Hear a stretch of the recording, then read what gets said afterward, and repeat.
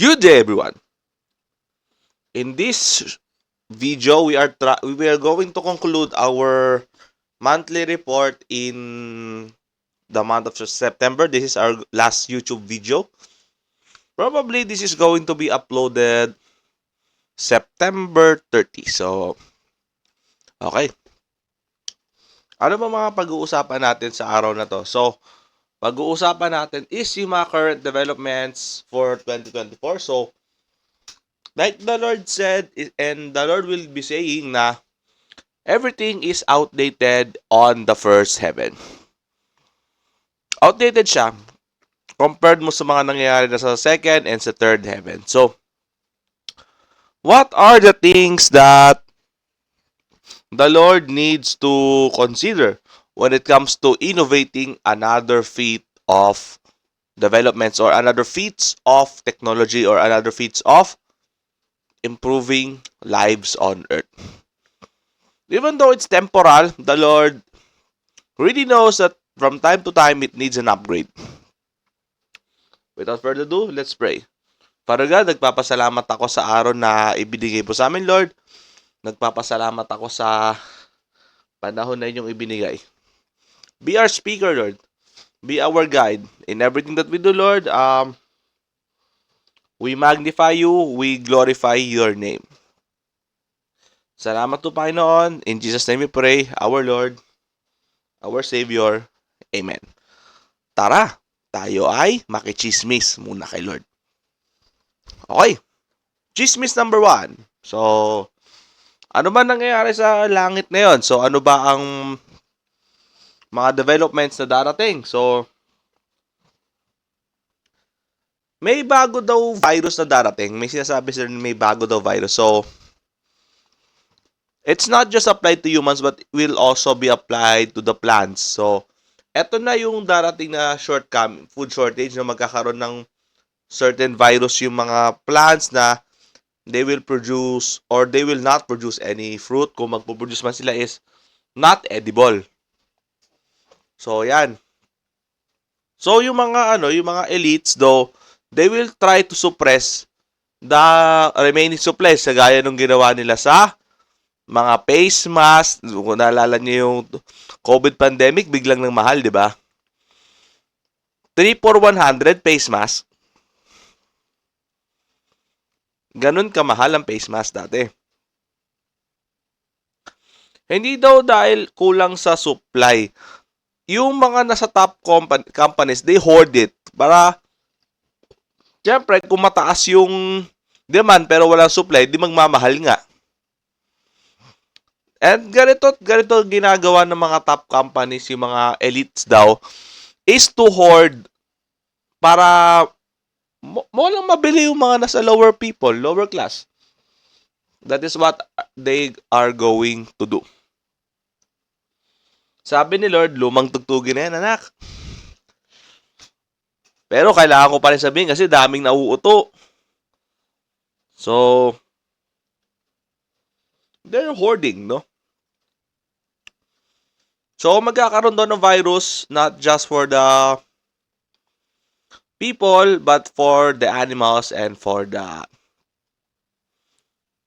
plants. So, pati sa mga vines. So, pati yung mga grape lovers dyan. So, alam niyo na. So, yung mga berry lovers. So,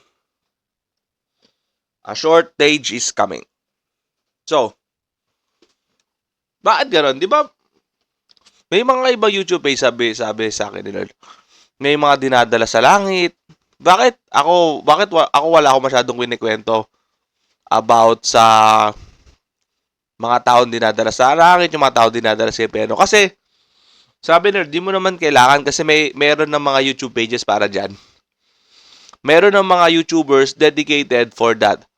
Meron ng YouTubers na magdidiscuss sa akin ng langit, meron ng mga YouTubers na magdidiscuss sa akin ng impyerno. So, ano pa ba?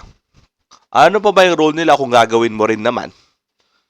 Yes, I agree. There's so much happening in hell, in heaven, that even though I employ 100,000, they will say different things about heaven and hell. But, no one is willing to do it. No one is willing to sacrifice worldly deeds for something heavenly. So that's why, konti lang ang maano. Bakit wala ako masyado nababalitaan na Asian na wala naman do talaga masyado. So kung meron man akong ang napansin daw nila sa mga Asians daw, masyadong busy sa mundong ito. They're thinking too much of their academic achievements. They're thinking too much of their standings in life. For they don't know, once they die, everything shall dissipate. Lahat ng gagawin nila, lahat ng accomplishments nila, once they die, they won't face it to me. They won't stand a chance. All of those accomplishments will not stand for me. But the ones that will stand is the one that you will do for me while you are on earth. Ano ba ang ginawa mo para sa akin? So, ang alam lang naman kasi ng tao is pumunta sa simbahan. Anong gagawin mo sa simbahan? Magmi-ministry ka sa simbahan, ganon. So, ano bang ministry mo doon? Ano ba sabihin natin? Usher or welcoming? So, okay. So, parang pagka kunwari, nagkasakit ka, di ka na pagpapalain na Lord kasi di ka ro nagsimba. Naku, sabi ni Lord, pagka ganun ang turo ng pastor mo, umalis ka dun. Malaki yung chance, prosperity gospel yun. Malaki yung chance na baka nine-networking lang kayo ng pastor. Sabi daw ni Lord sa akin, marami daw mga pastor magaling daw sa networking. So, marami nag-go yung mga tupa. Tapos, malaman-laman mo, si Satan lang din pala yung paglilingkuran nilang Diyos. So, it's a very sad truth. And that is also the sympathy of the angels. So, their doctrine has become secularized, that it blends more of the world compared to it blends to God. This is what angels also tell me, no, na no one is relying on supernatural powers. They instead rely on their cognitive thinking. They instead rely on logic. They instead rely on the things that is understandable by the world. But in reality, all things in this world are just like air that will dissipate. So, naalala niyo ba dati yung panahon na wala pang cellphone, na parang naalala ko ngayon yung isang napanood kong kwento. Yung isang malaking VHS, rental sila na parang tinawanan nila yung internet, yung phase 1 ng internet. Kasi tayo ngayon ay nasa phase 3 na. Ano ba yan? Ibig sabihin nun, pati yung dati naman kasi way back in my day, it's only cash or card. Tama po ba? Kung hindi cash, kung sa restaurants card ay pambabayad mo ngayon, meron ng Alipay, yung global na. Dati nga, sabi ko, yung GCash mang Pinas lang, ay ngayon hindi, basta may Alipay, pwede nang, nung nakita ko, pwede nang kunwari, pag nasa Japan ka or nasa Korea ka, pwede mo nang gamitin yung GCash account mo pambayad sa mga stores sa ibang bansa. Sila na rin yung magko-convert ng money. So, pagka skinan mo yung QR code ng payment, so, nakapeso na. So, that's how convenient it is. Pati nga dati na, if I remember, when I travel to other countries, my signal automatically turns off. Kasi walang signal dati. Halimbawa ako, pupunta lang ako ng Hong Kong. Pagdating ko sa Hong Kong, wala nang signal. Ang gagawin ko na lang sa phone ko is pipicture na lang ng pipicture. Yun lang. But then, as of late, everything is connected already. Pagdating ko sa, halimbawa, when I came into Japan, when I came in to different countries, no, may signal na talaga. So, parang, eto na yung sinasabi sa akin, Lord, na they will try to interconnect everything. Lahat meron na. Dati nga, wala talaga. Ngayon, If you're just a near country, so the charge will be just 5 pesos per text. Ang mura na, di ba? Dati, ano pa yan? As far as I remember, wala nga option. Di ka nga talaga makaka-text dati.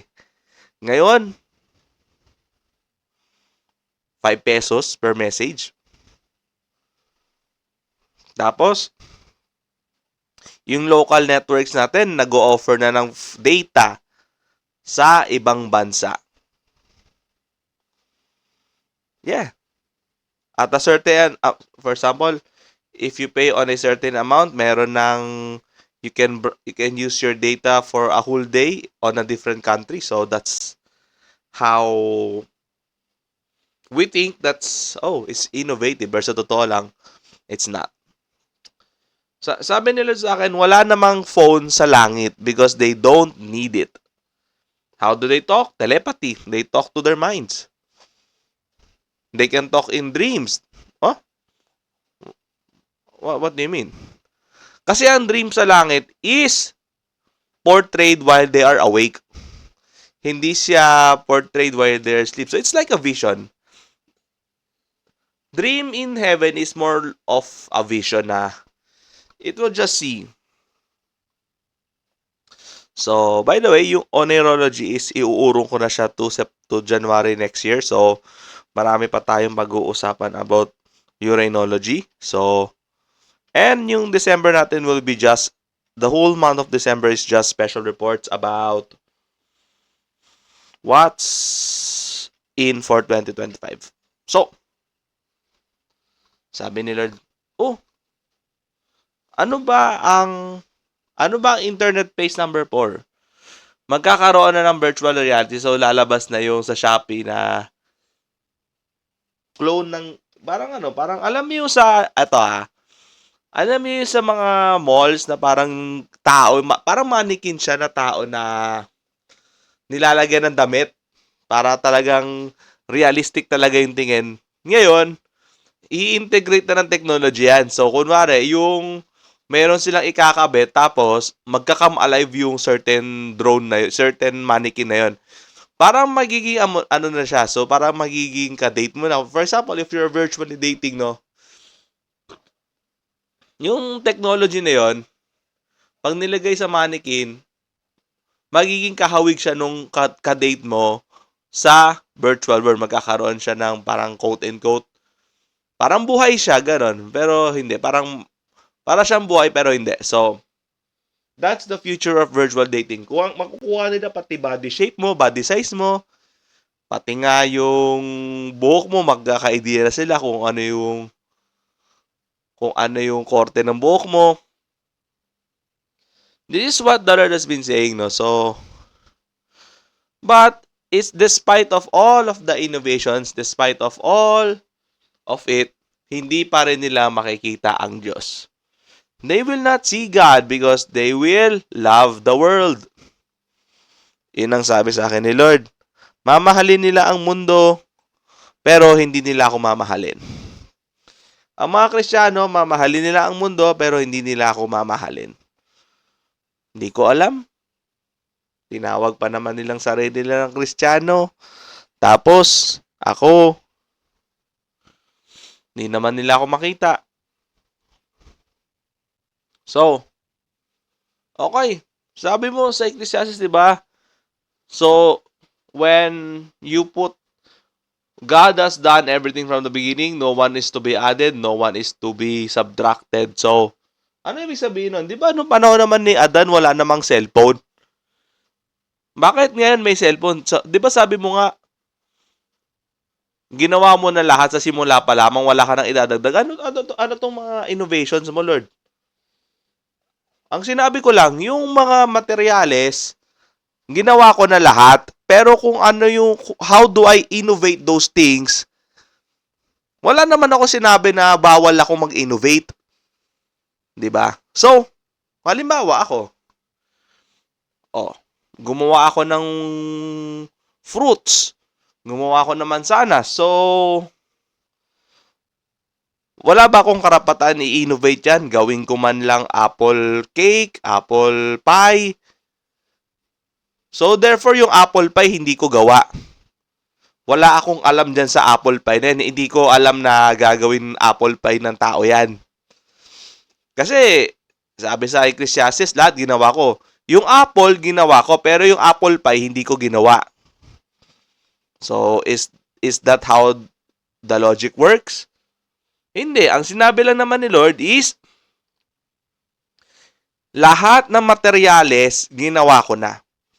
Pero, on how do I innovate those things, how do I integrate those things, is, I have not said. Hindi ko sinabi na, bawal mag-innovate. Bawal gawa ng bago. Bawal I'm not allowed to look at it in a different way. Wala naman ako sinabi. Parang halimbawa ito. Grains. O, yan. Flour. Or sige, sabi natin rice. So therefore, yung rice, yung shrimp, yung halimbawa, yung mango, ayan, ako gumawa niyan. Pero yung sushi, wala akong alam na pwedeng gawing sushi. Yung rice, ganun ba yun? Bakit ko sinasabi to? The Lord keeps on innovating. This is the Lord's warning against pastors, against doctrines that says that God is no longer moving. God is constantly moving. Every second, He thinks of a lot of things. And the thing is, He does it well. Parang kung ano yung sumagi sa isip niya, kaya niyang i-execute. Marami pa. So, yan, tuna. The Japanese loves their tuna. So, hindi ko ba alam kung ano yung pwedeng gawin sa tuna? Hindi ko ba alam na pwedeng gawin sashimi? Hindi ko ba alam na pwedeng gawing sangkap sa sushi rin yan? Hindi ko rin ba alam na pwedeng marami pa. So, ano naman ang mababago? So, sabi sa akin ni Lord, siya, ngayon pa lang nagkakaroon ng pomology. It is, and tsaka yung dendrology na it is the study of trees and it is the study of fruit. Ngayon pa lang tayo nagseseryoso about it. Pero ang tagal-tagal ko nang ginawa yung manggang yan. Ang tagal-tagal ko nang ginawa yung orange na yan. Ngayon yung palang pag-aaralan. Yung mga pwedeng gawin. See? Kagaya ng buhangin. Halimbawa, sabi nila, yung mga gadgets, yung mga equipment sa gadgets, galing sa buhangin yun. See? Yung mga sasakyan nyo, saan galing? Di ba sa oil? Di ba sa langis? Ayan, so, paano ba nagkaroon ng field of medicine, doctor? Paano ba nagkaroon? So, everything is within the Lord's handicrafts of control. And doesn't change. Sabi nga nila, the Lord is not changing yesterday, today, and forever. Ito ang problema. Ang Diyos, alam na niya kung ano yung magiging problema nung Gen B, Gen C, Gen D. Ang problema kasi, pare-parehas lang naman din kasi tayo. Hindi aamin na hindi alam ng Diyos. Gusto kasi natin, tayo sarili natin makadiscover. Pero, to find out, mali rin pala madidiscover mo. And even the angels have been waiting for the Gen X and the boomers to realize that all of their ways that they have tried will fall short unto God's wisdom. Ewan ko ba, sabi ni Nerd, bakit yung ego pataas ang pataas? Pag ang Gen Z nga lang, taas na nga ng ego, tapos yung Gen Y, akala ko downslope, upslope siya.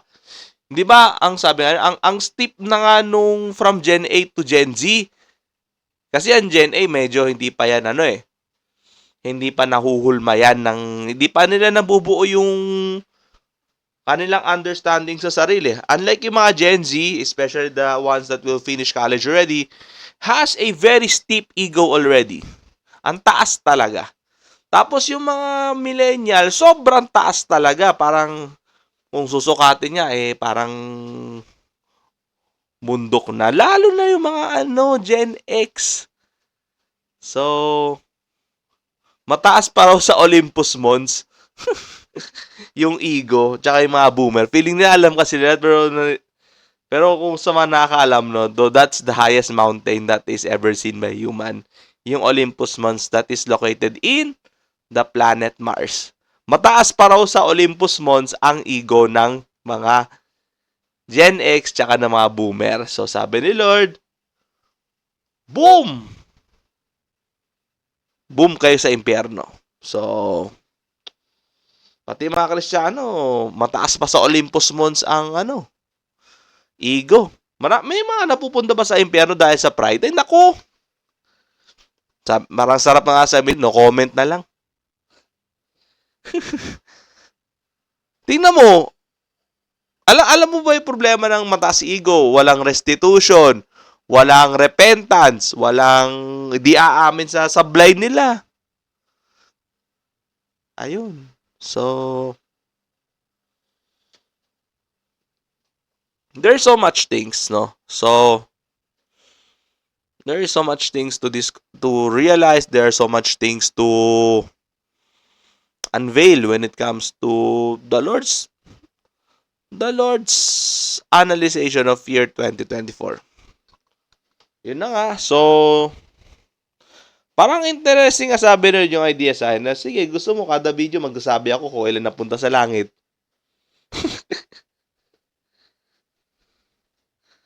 Sabi ko, ano ba plano mo sa mga Gen B? Sabi ko. Parang iniisip ko nga ngayon eh. Anong plano mo sa Gen B pala? Sabi sa nila, wag mo muna.